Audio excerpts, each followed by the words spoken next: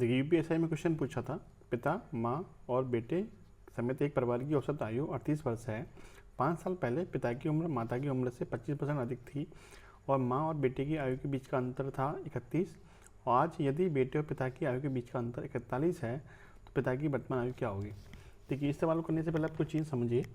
जैसे कि जो अंतर होता है दो व्यक्तियों के बीच में, जो आयु का अंतर होता है वो हमेशा क्या रहता है, समान रहता है। अंतर क्या रहता है, समान रहता है, चाहे वो 5 वर्ष पहले की पूछे या फिर 10 साल बाद पूछे, है ना। 10 वर्ष बाद अंतर क्या रहेगा, हमेशा समान रहेगा। ठीक है, अब आते हैं अपने क्वेश्चन पर लौट के। क्वेश्चन में बोला है कि 3 व्यक्ति हैं, एक पिता है,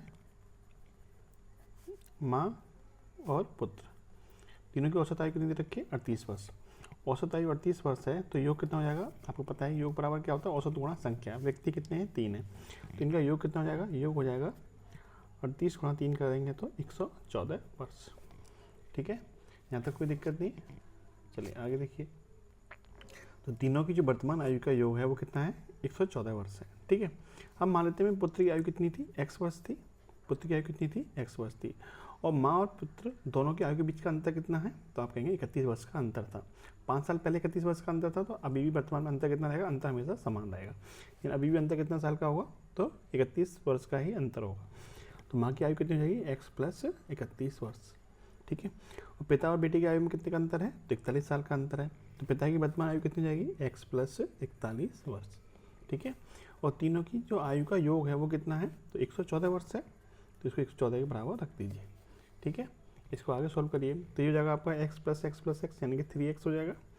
3x प्लस के 41 प्लस 31 72 बराबर 114।